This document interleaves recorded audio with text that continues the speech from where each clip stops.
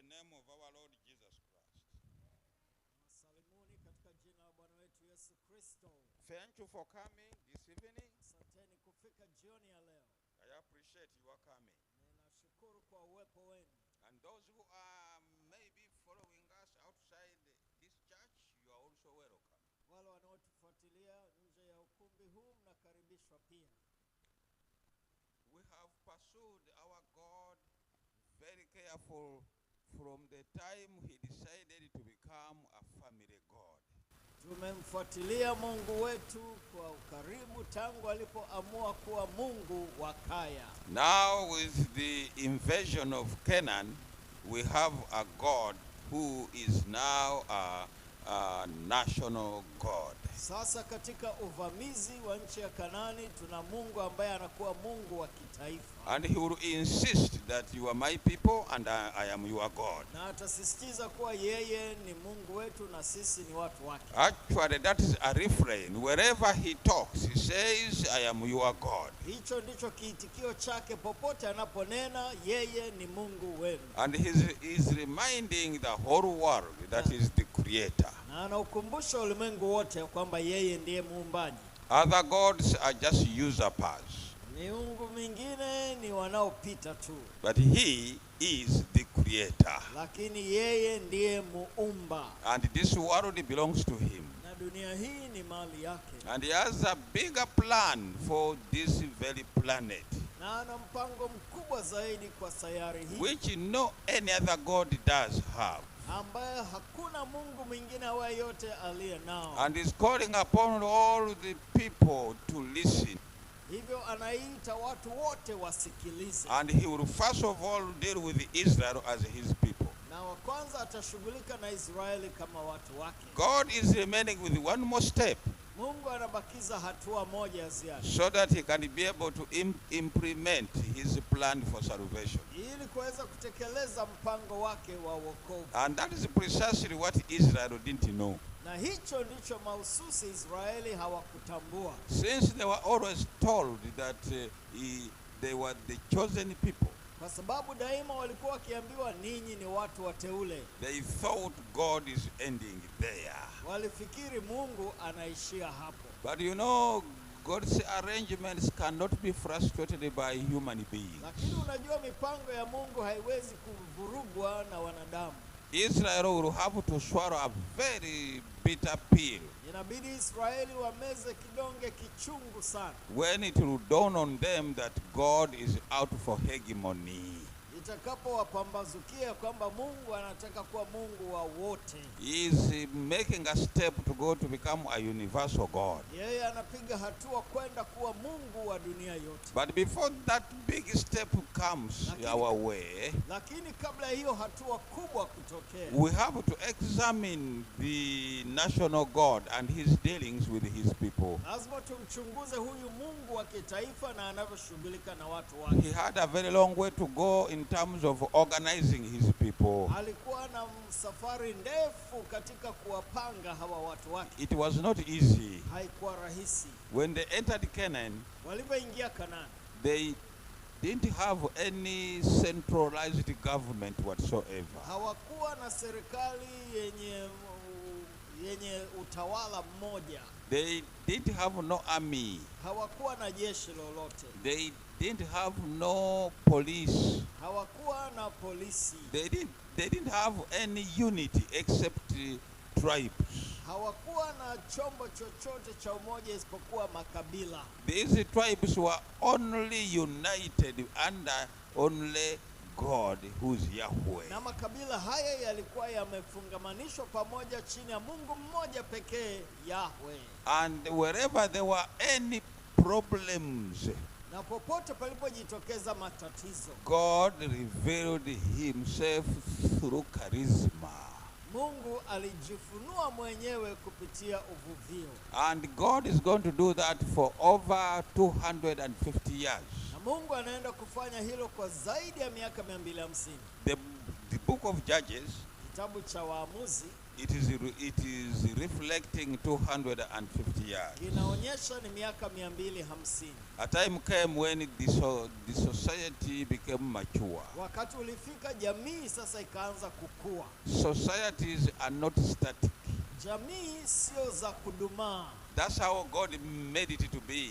Ndivyo Mungu alivyopanga iwe. A time came when organization and centrality become an issue for every society. Wakati ulifika ambapo uongozi na utawala wa mahali pamoja ukawa ni swala kwa kila jamii. While it is true that Israel were the people of God, wakati ni kweli ya kwa Israeli walikuwa ni watu wake Mungu, but it was typical a society living on this planet, lakini ilikuwa ni jamii inayoishi katika sayari hii, which has to grow to a point of proper organization, ambayo ilipaswa kukua kufikia kiwango cha mfumo unaoeleweka.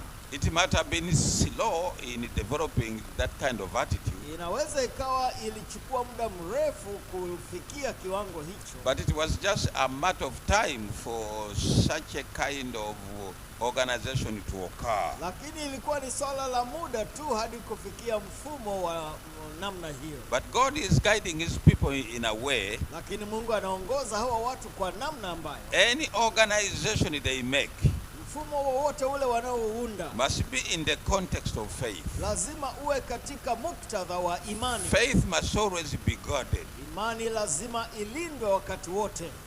Because God is on top of everything. Maana Mungu yuko juu ya kila kitu. There were another tribe which was living down at the coastal plain. Kuna kabila jingine lililokuwa likiishi kwenye pwani. These were called Philistines. Hawa walikuwa wakiitwa Wafilisti. Now, many of you have read some stories of Samson when he is torturing Philistines. Sasa wengi mmesoma kisa cha Samson alipokuwa akiwatesa Wafilisti. And since you don't have any extra biblical information, some of you are about them.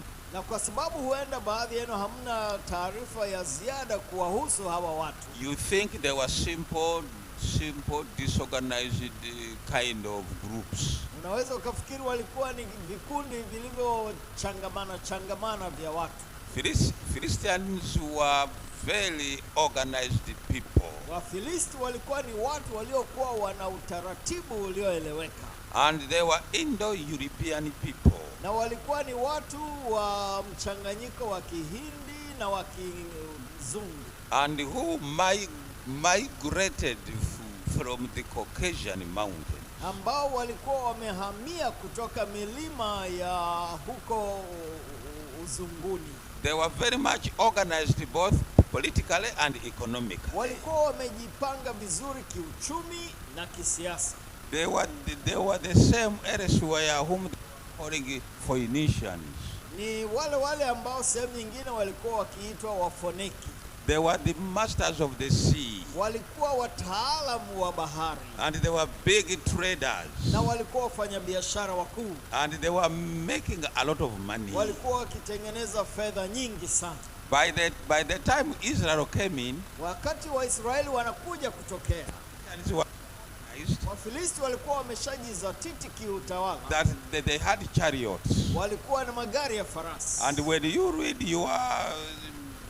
the book of Judges, na unaposoma kitabu cha Waamuzi, chapter 1 verse 19, I think, sura ya kwanza mstari wa 19 pale, it will tell you that Joshua was able to conquer all the central area of Palestine. Itakwambia kuwa Yoshua aliweza kuteka yale maeneo yote ya kati ya Palestina.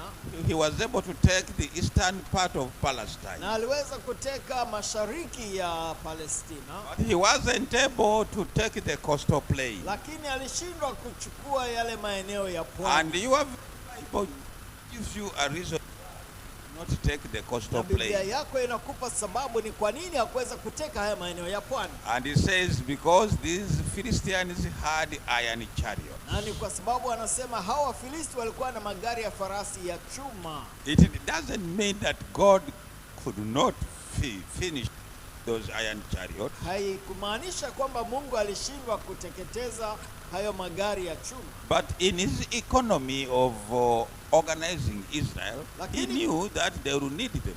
Lakini katika utawala wake wa kuwapangilia Israeli, Mungu alijua wangeyahitaji hayo. God is not going to rule Israel always by charisma. Mungu hatakuwa akiongoza Israeli kwa uvuvio peke yake. And he use everyday things to fulfill his own purpose. Mungu anaweza kutumia hata vitu vya kidunia kutekeleza makusudi yake. He can tell you, please do this, and then you definitely achieve what you want. Anaweza akakwambia fanya hiki na hakika utatekeleza kile anachotaka. But for us who have inherited Judeo kind of culture from Bible, lakini kwetu sisi ambao tumerithi utamaduni wa Kiyahudi kutoka katika Biblia, we have been fully instructed and told that whatever we do and whatever endeavor we put in, everything comes from God. Tumefundishwa na kuelekezwa kwamba chochote tunachoshughulika nacho au kuweka juhudi zetu kinatoka kwake Mungu. That's what the Hebrews bequeathed to us as Christians and those who confess to be the believers in God. Hicho ndicho Waebrania waliturithisha sisi ambao tunaitwa Wakristo na waumini wake Mungu. You may be very brilliant person. Unaweza ukawa ni mtu mwenye maarifa mengi. And you do exams successfully. Na unafanya mitihani kwa ustadi. But you have been told one thing. Lakini unakuwa umeambiwa kitu kimoja. Always tell people that it was God who has done it for me. Wewe sema tu ni Mungu aliyenitendea hivi. Because he is the one who has sustained you that far. Maana ni yeye aliyekutegemeza mpaka hapo ulipo. He is the one who has given you life, all the necessity need to achieve what you are achieving. Yeye aliyekupa uzima na mahitaji yote kufanikisha kile unachofanikisha. One day Israel found out that it needs to organize. Siku moja Israeli waligundua kwamba wanapaswa kujipanga. Because the Philistines had a permanent standing army. Maana Wafilisti walikuwa na jeshi la kudumu. And for 250 years Israel did not have any standing army. Na kwa miaka 250 Israeli hawakuwa na jeshi la kudumu. Wherever there was a war, palipo kutokea vita wakati wowote, they blew their trumpets and young people came from their home to come and fight. Walipuliza matarumbeta yao na vijana wakatokea mijini kwao ili kuja kupigana vita. Usually that is the easiest way to lose a war. Kawaida hiyo ndio njia rahisi zaidi ya kushindwa vita. God was telling them, please outgrow charisma. Mungu alikuwa akiwaambia kwa taratibu, hebu kueni zaidi ya uvuvio. Move forward. Songeni mbele. Do organize. Jipangeni, jiwekeni kwenye utaratibu. And I will be with you always. Na mimi nitakuwa nanyi daima. One day these people had a bitter encounter with the Philistines. Siku moja hawa watu walikuwa na uzoefu mchungu na hawa Wafilisti. And of course the cavalry of the Philistines cut through their foot men who are fighting. Na majeshi ya Wafilisti yakawakatilia mbali watu wao waliokuwa wakipigana. It was a very bad humiliating defeat. Ilikuwa ni uzoefu mbaya wenye kuwadhalilisha sana. And then they kisha wakasema, we have a king. Kwa nini na sisi tusiwe na mfalme? Sure enough, a very brilliant step. Hakika hiyo ilikuwa ni hali iliyokuwa na maarifa mengi. Because now we are going to have a nation which is organized. Maana sasa tunaenda kuwa na taifa lililo na mpangilio. The first king was not very successful. Mfalme wa kwanza hakuwa na mafanikio sana. We cannot blame him too much for us who know the circumstances in which he was ruling. Kwetu tunaoelewa mazingira aliyokuwa akitawala, hatuwezi tukamlaumu sana. And so the time came when God chose David. Hivyo wakati ukafika Mungu alipomchagua Daudi. But now we want to examine a bit of David. Lakini tunataka tuchunguze kidogo kumhusu huyu Daudi. This is a typical young man of faith. Huyu ni kijana mwenye imani, Yet at the same time extremely gifted. lakini wakati huo huo ni mwenye vipawa vingi. He was so gifted Alikuwa na vipawa vingi that up to now when we analyze him, we come to a point of finding that he might have been a genius. kiasi kwamba mpaka hivi sasa tunapomchanganua tunaweza tukasema huyu alikuwa ni mwenye akili zenye upeo. Since he didn't put too much emphasis on his achievements, Kwa sababu hakuweka maelezo mengi juu ya mafanikio yake. even his parents did not know what they have. Hata wazazi wake hawakutambua wana mtu wa namna gani. It is very interesting Ni jambo la kushangaza sana. that Jesse was only emphasizing other young men who are always showing, fighting, and the performance was very good. Ya kwamba Yese anawasisitizia tu wale vijana wengine waliokuwa wakionyesha matendo yao na daima wako kwenye mapambano. In fact, the story says that when Samuel came to anoint some of his kids, Kisa kinasema Samueli alipokuja kutia mafuta hawa wa vijana wake, because God had said, go to his house and there is a king I have chosen. maana Mungu alimwambia Samueli, nenda kwa nyumba ya Yese na pale utakuta mfalme niliyemchagua. But he didn't tell him the name. Lakini hakumpa jina. Jesse had other young men. Yese alikuwa na vijana wengine And the first impulse was to ask them to come over. na hisia za kwanza ilikuwa kuwaita wote waje. But the story says the oil could not come out Lakini kisa kinasema mafuta hayakuweza kumiminika until Samuel asked Jesse, mpaka Samueli akamuuliza Yese, don't you have any other kid? hivi hauna mtoto mwingine yoyote? It is surprising that David was not in the mind of his father that he can be a leader. Inastaajabisha kwamba Daudi hakuwa katika akili ya babaye ya kwamba huyu anaweza kuwa kiongozi. But that's the one God had chosen Lakini huyo ndiye yule ambaye Mungu alikuwa amemchagua to make sure that he can carry through Israel through a terrible crisis. kuhakikisha kwamba huyu atawapitisha Israeli katika changamoto mbaya sana. A transition from disorganized society to an organized society. Mpito kutoka katika jamii isiyo na mpangilio kwenda kwenye jamii yenye utaratibu. A society with no any single element of organized people. Jamii ambayo haina sifa yoyote ya watu walio na mpangilio. To those who are very organized and successful. Kwenda kwenye wale watu ambao wamekuwa na utaratibu mahususi wa mpangilio na mafanikio. We first of all encounter this young man when he's in Saul's court, the first king Saul. Kwa mara ya kwanza tunakutana na huyu kijana akiwa katika himaya ya mfalme wa kwanza Sauli, singing only and appeasing the king who is soon to lose his brain. daima akiwa anaimba akimfurahisha mfalme ambao karibuni anakwenda kupoteza akili. And those songs he was singing, he was the composer. Na nyimbo alizokuwa akiziimba ni yeye aliyekuwa mtunzi. The first composer Israel can be proud of. Mtunzi wa kwanza ambaye Israeli wanaweza kujivunia.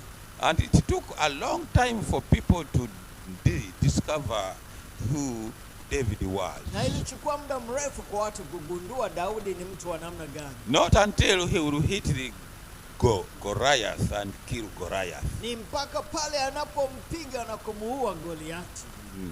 The story of Goliath is also an interesting one. Kisa cha Goliati pia na chenyewe ni cha kuvutia. You come unto me with your sword and everything. Wewe unanijia kwa upanga na kila silaha. You come to me with all your experience of fighting. Unakuja na uzoefu wako wote wa vita. But I come to you Lakini mimi ninakujia in the name kwa jina of God of Israel. la Mungu wa Israeli. What a faith.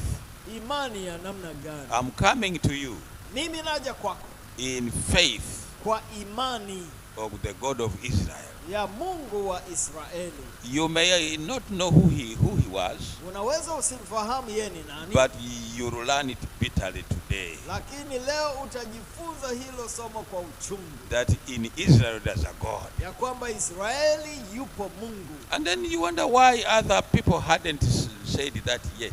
Na utajiuliza, hivi ni kwa nini watu wengine walikuwa hawajatamka hilo bado? They were very busy, preoccupied with their performances.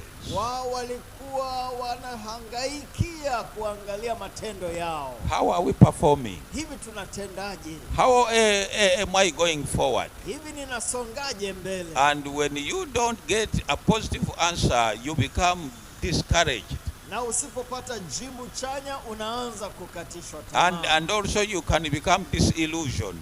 Na unaanza pia kufikiri wewe ndio unafahamu yote. But those who come in the name of the Lord, Lakini wale wanaokuja katika jina la Bwana, they don't necessarily care of how many obstacles they overcome to reach where they are going. hawajali kwamba wamepambana na vihunzi vingapi ili kufikia pale wanakokwenda. Young people have always a problem Vijana wanakuwa na changamoto hii wakati wote, because they get discouraged very quickly. maana hukatishwa tamaa haraka sana. They say, I have been in school but I have no employment. Wanasema nimekaa shuleni lakini nipo hapa bila ajira. I thank these people who come here to present on all of those entrepreneurship. Ninawashukuru sana hao wanaokuja kutufundisha juu ya ujasiriamali, So that your eyes can be opened, that the Lord in heaven can always guide you in anywhere you are going. ili kwamba macho yako yaweze kufunguka kwamba yupo Mungu mbinguni anaweza kukuongoza kokote unakoenda. Try him and you'll be surprised. Jaribu na utashangaza. David tells a giant Hapa Daudi anakabiliana na jitu that you come to me with a sword, kwamba unanijia na upanga, with a helmet, unajia na kofia, with your experience of fighting. na uzoefu wako wa upiganaji. You are a commander in chief. Wewe ni jemedari mkuu. You are a field marshal of the Philistine army. Wewe ni mpambanaji wa majeshi ya Wafilisti. I who is talking to you, Mimi ninayezungumza nawe, I'm just a shepherd of sheep. mimi ni mchungi tu wa kondoo, But I know lakini ninafahamu and I trust na ninaamini that God of heaven is here. ya kwamba Mungu wa mbinguni yuko hapa And we belong to him. na sisi ni wa kwake, And he has made it clear to us that we are his. na ametufafanulia dhahiri ya kwamba sisi ni wake, Not only for one day, sio tu kwa siku moja, but forevermore. lakini kwa milele zote. Now let us see Sasa hebu twende kuona who is going to win. ni nani atakayeshinda. You know what? Unajua nini? You know the whole story as it goes. Unafahamu kisa chote kadri kinavyojifunua. The Goliath found himself down Goliati alijikuta ameporomoka chini with just a stone. akiwa kwa jiwe moja pekee. A stone. Kajiwe. People of faith, Watu wa imani, you Christians, ninyi wa Kristo, you better ask God to give you faith. ni bora umuombe Mungu akupe imani.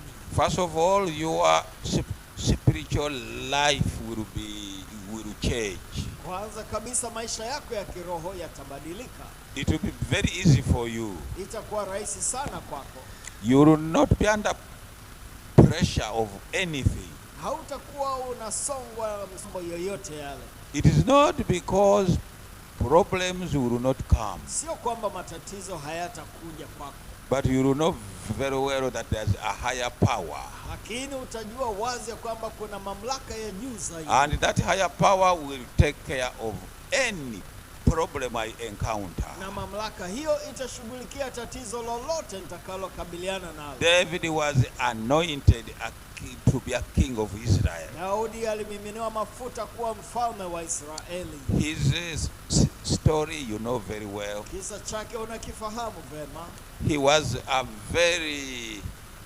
very active young man. Alikuwa ni kijana mwenye shughuli nyingi.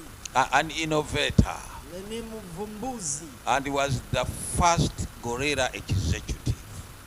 Na ndiye aliyekuwa mtawala wa kwanza wa vita vya nyikani.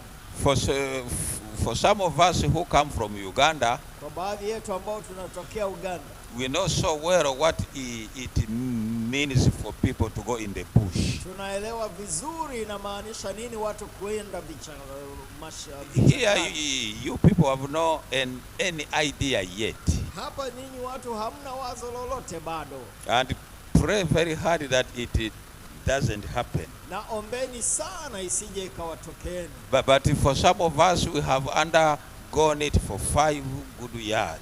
Lakini kwa baadhi yetu tumepitia uzoefu kwa miaka 5. And you can hardly think that you will see another day tomorrow. Na haufahamu kwamba hivi kesho kweli nitaiona. David was the first guerrilla executive in Israel. Daudi alikuwa mpambanaji wa porini wa kwanza wa Israeli. He went up there up the hills running away from Saul. Alipanda vilima akimkimbia Sauli. And as he was doing so, na alipokuwa akifanya hivyo, many young men who are frustrated joined him. Vijana wengi waliokuwa wamekatisha tamaa wajiunge naye. Don't ever be deceived that people who go to the bush are not frustrated people. Usije ukadanganyika hata kidogo ya kwamba wanaopigana huko porini si watu waliokata tamaa.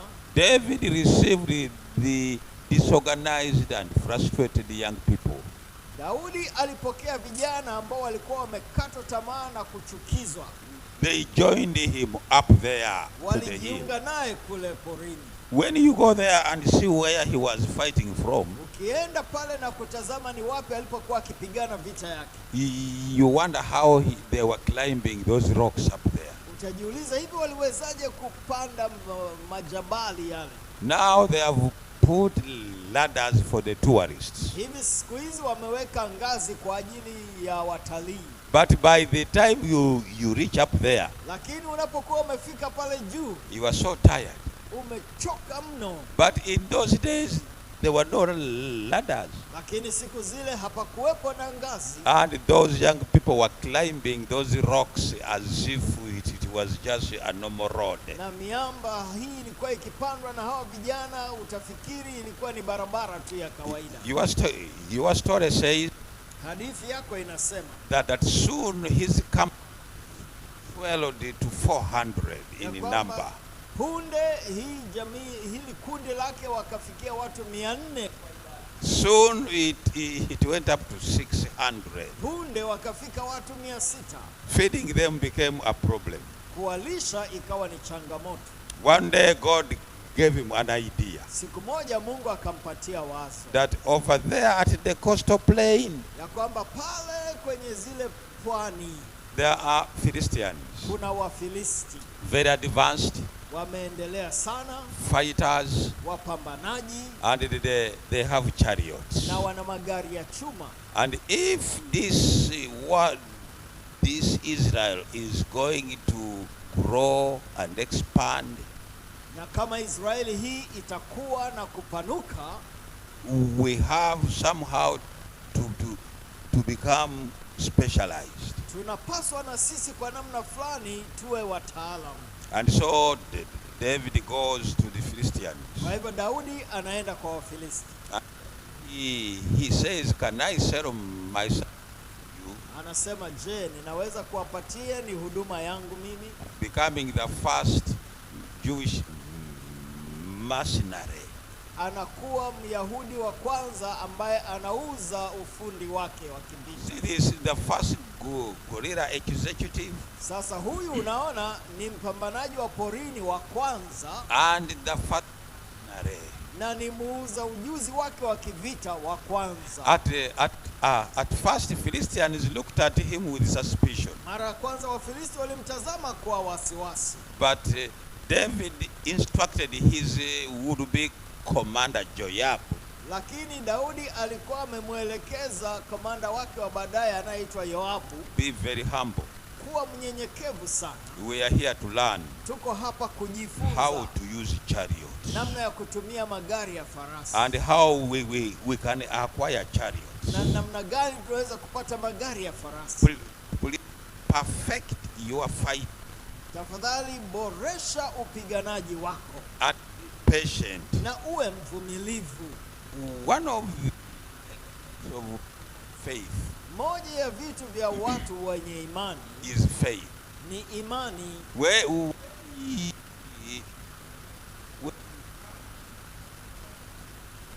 losing and you are impatient, then there's something wrong. Unapojikuta unashindwa na unapoteza kila vita, basi kuna jambo lisilo sahihi. People of faith must have patience. Watu wa imani lazima wawe na uvumilivu. You must have patience to yourself and to others. Lazima wawe na uvumilivu kwako mwenyewe na uvumilivu kwa watu wengine. The moment you lose it so quickly, mara unapopoteza huo uvumilivu haraka, there's a very big question mark whether you belong to faith. Kuna swali kubwa kama kweli wewe ni mtu wa imani. David patiently did the work of being a mercenary for the Philistines for 17 years. Daudi akawa mpiganaji wa kulipwa kwa Wafilisti kwa miaka 17. When Saul dies, na Sauli anapokufa, David was installed by the Philistines as a vassal king at Hebron. Daudi anawekwa kuwa mfalme wa mpito kule Hebron. He had all the access he could have to the chariots. Alikuwa sasa anaweza kufikia magari ya farasi vyovyote alivyopenda. For the first time, David had a standing army which Israel didn't have ever. Kwa mara ya kwanza Daudi sasa ana jeshi la kudumu ambao Israeli alikuwa hajawahi kuwa nayo kama. That was a very important step forward. Hii ilikuwa ni hatua muhimu sana kwenda mbele. The people of God now are beginning to fit with other countries or groups whereby they have a standing army. Watu wa Mungu sasa wanaanza kufananishwa na mataifa mengine au vikundi vingine ambao walikuwa na majeshi ya kudumu. They were no longer disorganized tribes. Hawakuwa tena makabila ya watu wasio na utaratibu. Now they belonged to Israel proper. Sasa walikuwa ni watu wa Israeli haswa. One day, siku moja, David asks his commander in chief, Daudi anamuuliza kiongozi wake wa majeshi, have you mastered very well the chariots? Je, umefuzu sasa kumudu haya magari ya farasi? And then Joab answered yes. Yoabu anamuitikia ndio. I am planning a rebellion. Ninapanga kufanya mapinduzi. I am planning to fight our masters. Ninapanga kupigana na hawa mabwana wetu. We will be beginning with these garrisons which we have around us here. Tutaanza na hizi boma tulizo nazo mahali hapa. One day, siku moja, David came with a lot of chariots. Daudi alikuja na magari ya farasi mengi sana. As usual, Philistines thought that, well, he's our man, so he's just practicing. Kama kawaida Wafilisti walifikiri huyu ni mwajiriwa wetu tu, kwa hivyo anafanya mazoezi.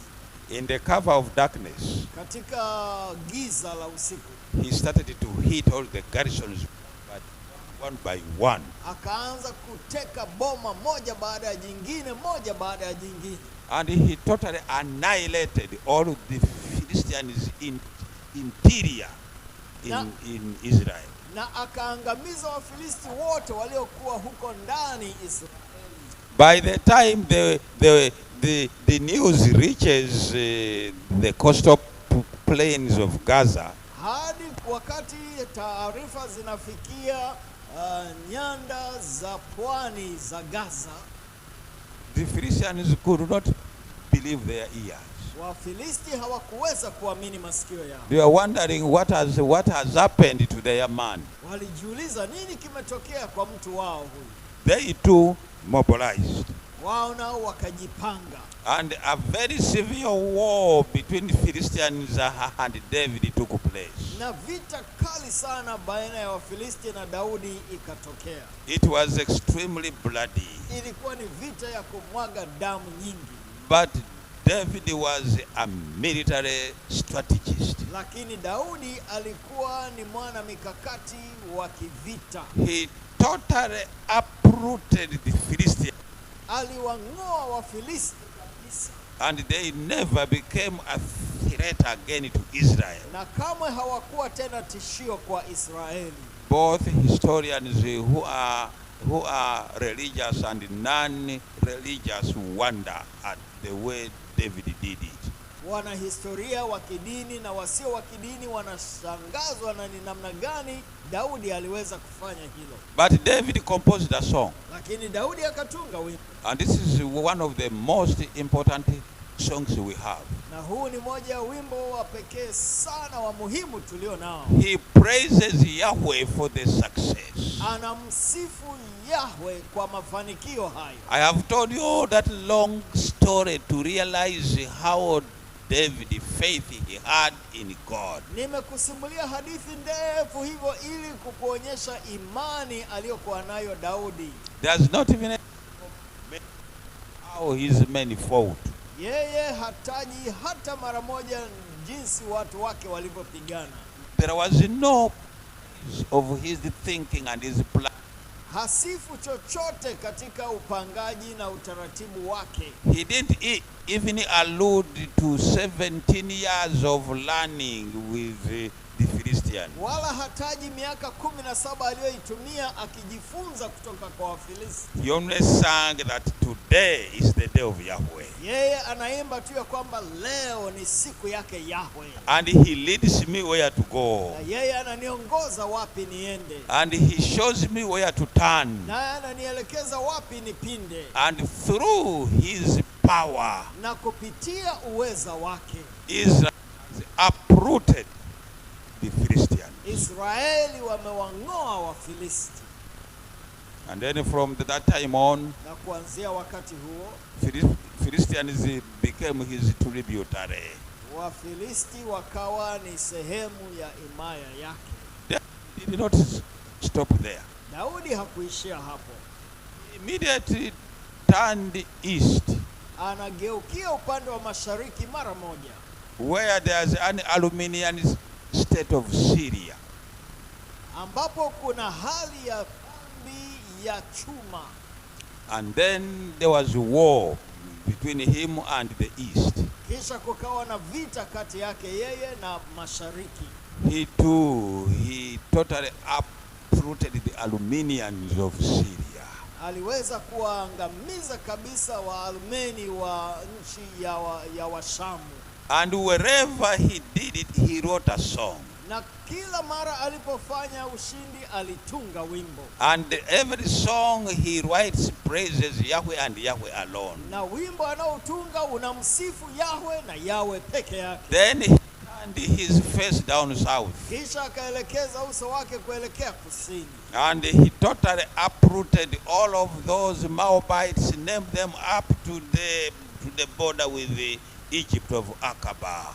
Na akawaangamiza Wamoabu wote wa pale mpaka kufika Akaba.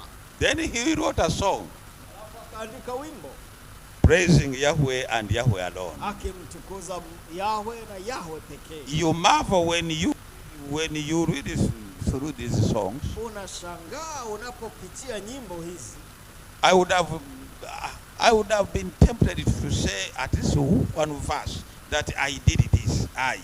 Ningejaribiwa kusema mwanzoni ya kwamba ni mimi ndiye nimefanya hii. But David did not even put a single I. Lakini Daudi kamwe hakuweka mimi hata moja. Then he turned west kisha akageukia magharibi to Mesopotamia. kuelekea Mesopotamia. And all of those areas of Iraq and Iran and everything, he took them to be his tributary. Na maeneo yote hayo ya Iraki na Irani akayafanya kuwa mateka wake. Then he turned north. Kisha akaelekea kaskazini. Before he could even fire an arrow, Kabla hajarusha hata mmoja,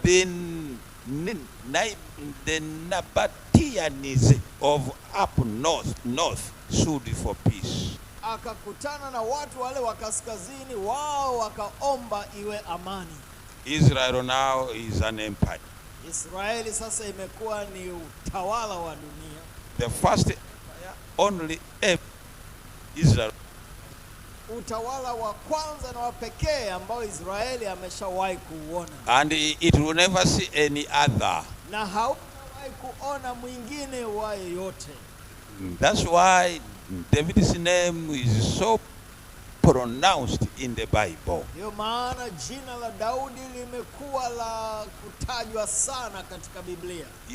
You can see how far faith had taken him. Unaweza kuona ni umbali gani imani ilimpeleka. To the highest levels you can ever think of. Mpaka viwango vya juu mno unavyoweza kufikiri. Now God is the God of the Israel. Sasa Mungu anakuwa Mungu wa taifa la Israeli. Every Israelite was proud in those days to be a member of Israel. Kila Mwisraeli siku zile alikuwa anajivunia sana kuwa mtu wa Israeli. They looked back as they were once slaves, now they are controlling the whole empire of the Fertile Crescent, as it is called. Walitazama nyuma kutoka kule walikokuwa na sasa wanakuwa ni wakazi wa eneo lote la Israeli. And David did not stop always to remind them that it is not their work, it is the work of Yahweh. Na Daudi hakukoma kuwakumbusha daima ya kwamba haikuwa ni matendo yao, hii ilikuwa ni kazi yake Yahweh. My time is gone. Muda wangu umekwenda. Let me actually stop. Ngoja nikomee hapa kwa kweli. But I would like to invite you Lakini ningependa kukualika on a faith trip. kwenye safari ya imani. We who are, Sisi tulio wa Kristo, whatever you can perform well, chochote unachoweza kutenda vema, the first place. mpatie Mungu nafasi ya kwanza.